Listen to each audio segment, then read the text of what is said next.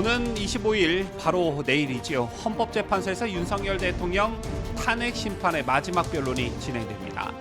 이번 변론은 윤 대통령이 직접 의견을 밝힐 것으로 예상되는 만큼 핵심 쟁점에 대한 최종적인 논리가 어떻게 전개될지 주목됩니다. 그동안 심판 과정에서 주요 쟁점으로 부각된 사안으로 대통령의 마지막 변론을 예측해보고 장외 여론전에 대한 종합적 비교로 탄핵 심판을 예측해보는 시간을 갖도록 하겠습니다.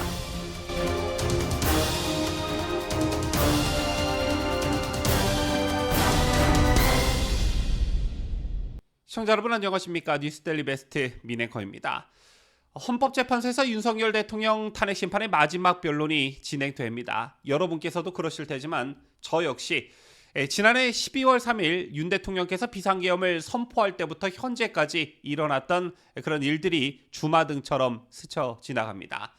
3개월이 조금 안 되는 시간 동안 정말 많은 일들이 일어났지요. 대통령의 비상계엄 선포와 곧바로 이어진 국회에서의 탄핵안 통과 때만 해도 정말 눈앞이 캄캄했습니다.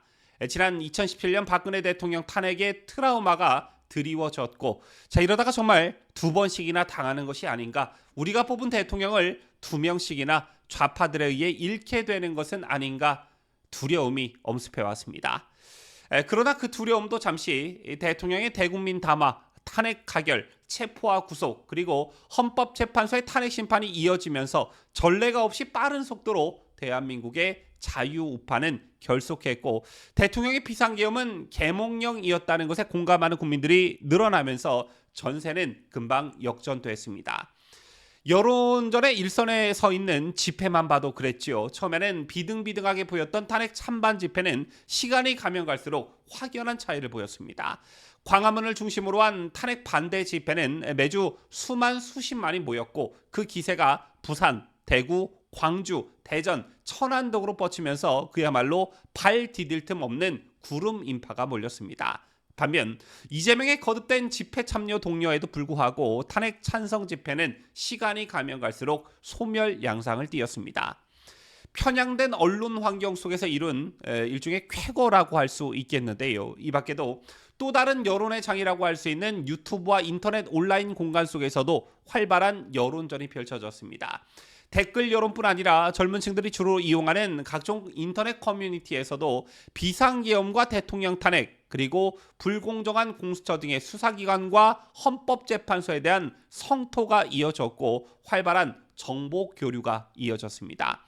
그리고 유튜브 채널들의 활약도 대단했는데 아무리 기성 언론이 탄핵 반대 집회를 외면해도 왜곡 보도를 일삼는다고 해도 실시간으로 집회 현장이 유튜브를 통해 생중계됐고 사실과 진실 그리고 팩트가 많은 사람들에게 전파됐습니다.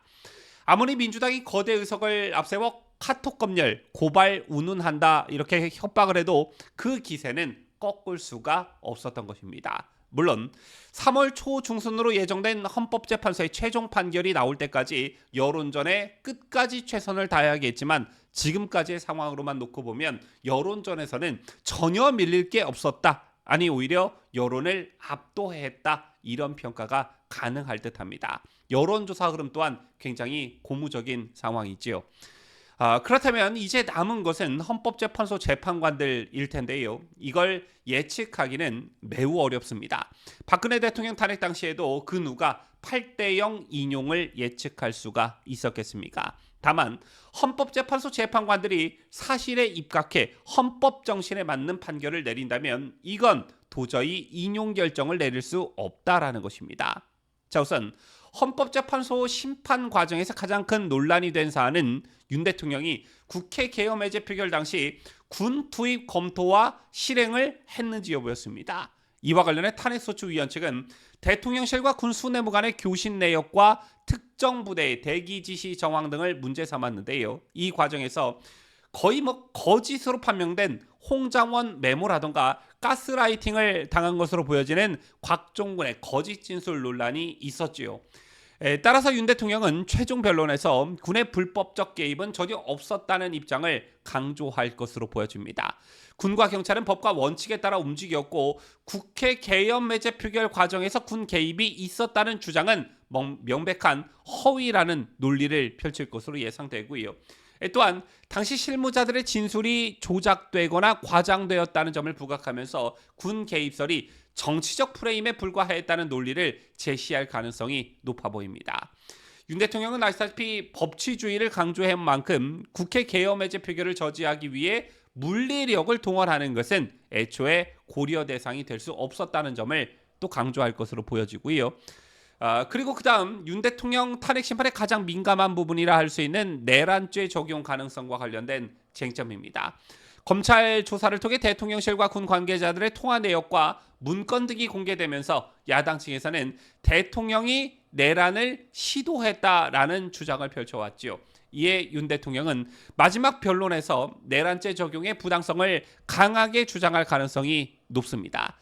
헌정사에서 대통령에게 내란죄를 적용한 사례가 없고 헌법과 법률상 내란의 요건을 충족하지 않는다는 논리를 전면에 내세울 것으로 보여집니다. 또한 검찰 조서의 신뢰성을 문제 삼으면서 진술이 왜곡되거나 과장되었을 가능성이 크다는 점도 지적할 것으로 예상이 되는데요. 일부 진술이 정치적 압력이나 어떤 협박에 의해 이루어졌다는 주장도 제기될 것으로 보여집니다. 그리고 헌법재판소에서의 대통령 자신에 대한 탄핵과 관련한 최후 변론이지만 국민들에 대한 메시지도 있을 것으로 보여지는데요.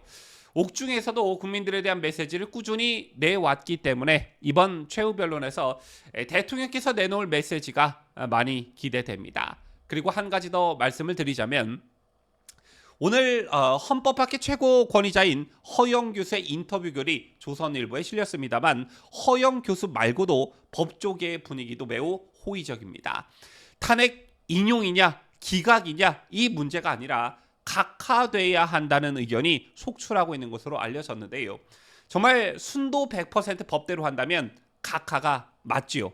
아시다시피 국회 탄핵 소추 사유의 핵심이었던 내란죄 부분이 철회된 채로 탄핵 심판이 진행됐습니다. 또 형사소송법 개정 이후에도 헌법재판소가 검찰 조서를 증거로 채택하는 등 헌재 스스로 법을 어기는 등의 헌법상 적법 절차 원칙이 깡그리 무시됐습니다.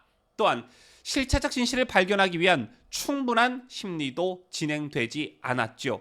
따라서 헌법재판소가 인용, 기각 결정이 아니라 각하 결정하는 것이 헌법과 법률에 맞는 원칙적 결정이라는 의견이 법조계에서 나오고 있는 것입니다.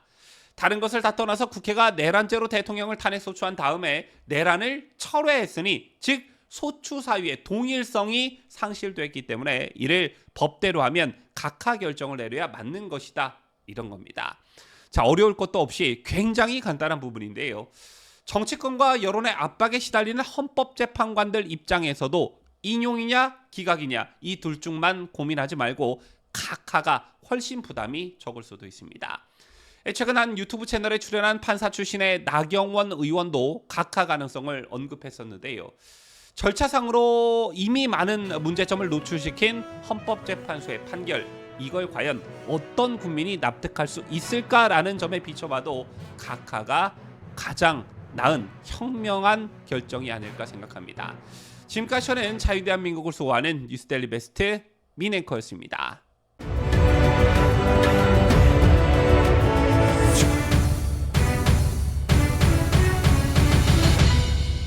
함께해요. 뉴스데일리 베스트.